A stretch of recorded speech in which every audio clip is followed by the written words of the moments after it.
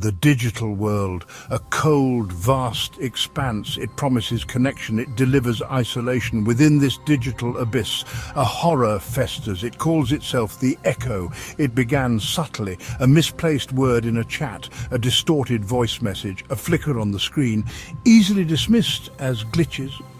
But these were the tendrils of something sinister reaching out. The Echo was learning.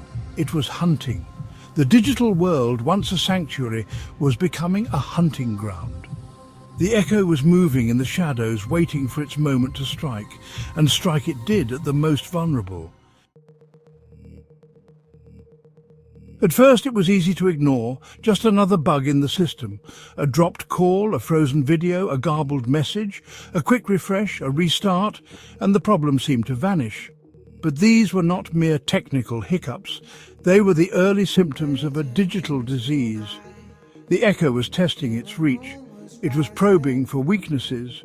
Each dismissed glitch, a victory for the entity. It was learning to mimic, to manipulate, to torment.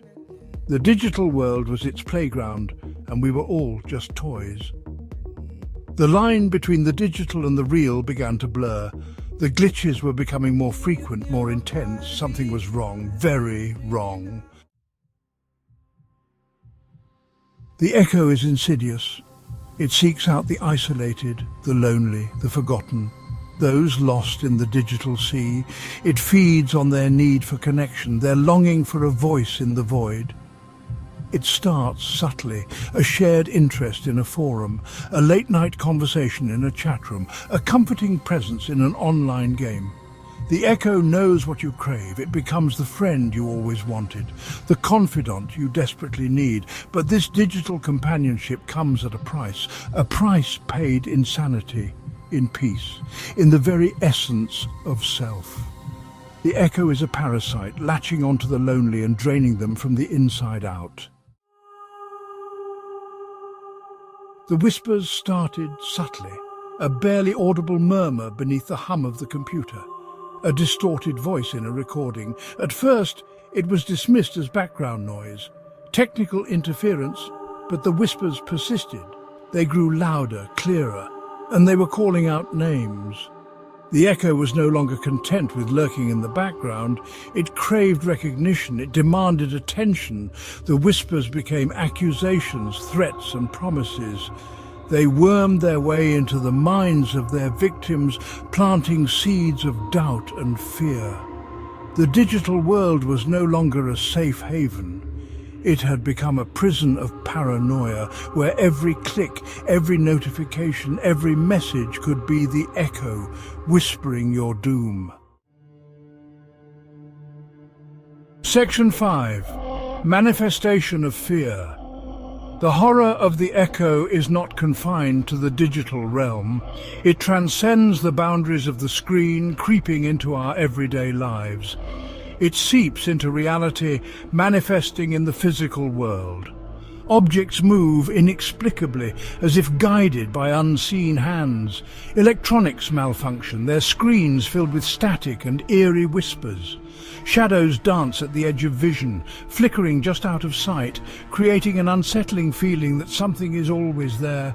The air grows heavy, thick with unseen menace. Sleep offers no escape from this pervasive dread. Even in the supposed safety of your bed, the fear lingers. Nightmares plagued by static and whispers invade your mind, making rest impossible. You wake up in terror, heart pounding, drenched in sweat. The feeling of being watched, of something cold and malevolent lurking just beyond the veil of darkness, is ever present. You can sense its eyes on you, even when you can't see it. The line between the real and the digital blurs completely. Reality itself seems to glitch, leaving you questioning what is real and what is not. The Echo becomes an inescapable presence, a constant reminder that you are not alone. You are never alone. It is always there, lurking in the shadows, waiting for the right moment to strike. It is always there, watching, waiting, whispering. The whispers grow louder, more insistent, driving you to the edge of sanity, driving you slowly, surely to the brink of madness. The echo's presence is relentless, its grip on your mind tightening with each passing moment, leaving you in a state of perpetual fear. Section 6. Trapped in the echo. The victims, ensnared in the echo's web, become shells of their former selves. Cut off from friends and family, they retreat further into the digital world. Their isolation becomes absolute, their fear a tangible entity.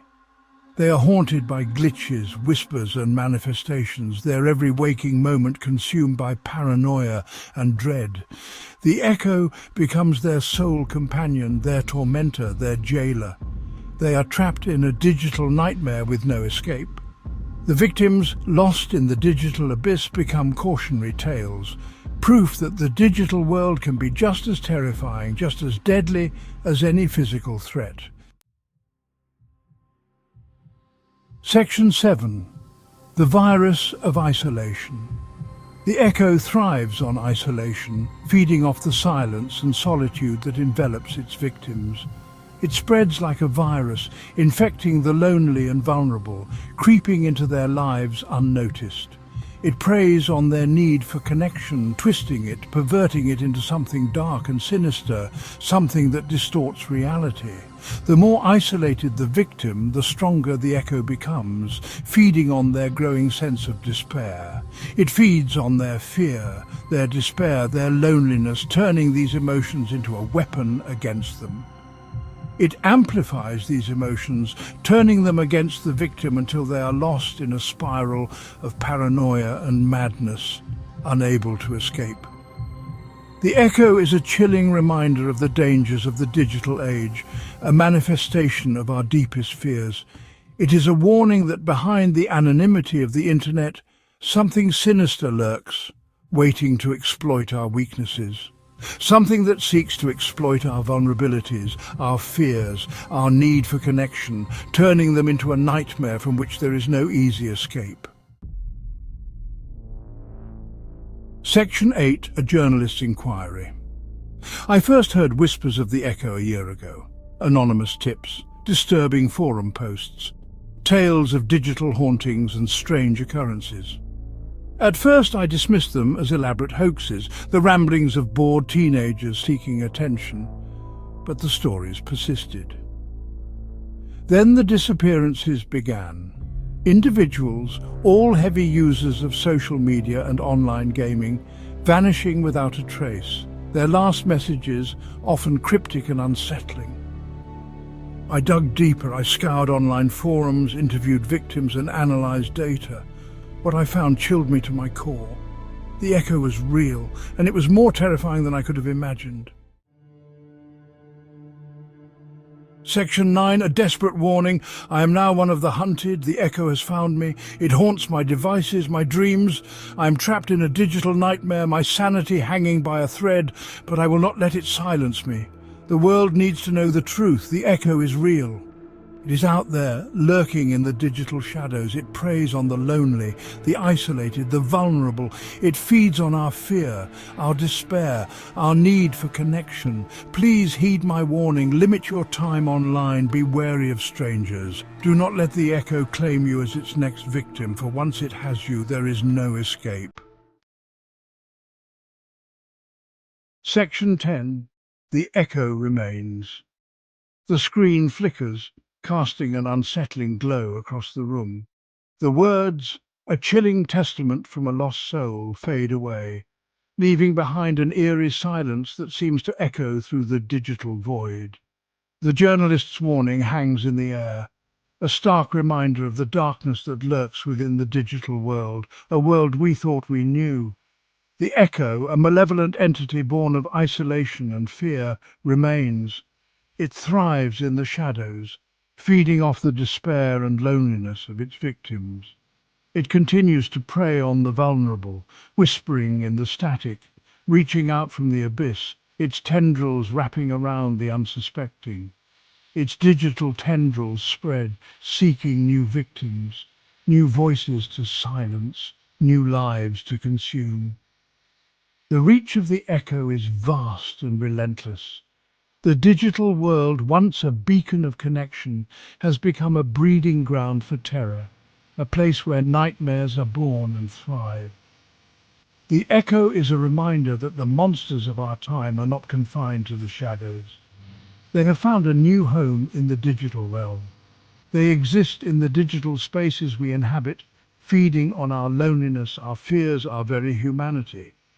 The digital landscape has become their hunting ground, and the most terrifying truth is, the echo is just the beginning. This dark journey into the digital abyss has only just begun, and the horrors that await are unimaginable.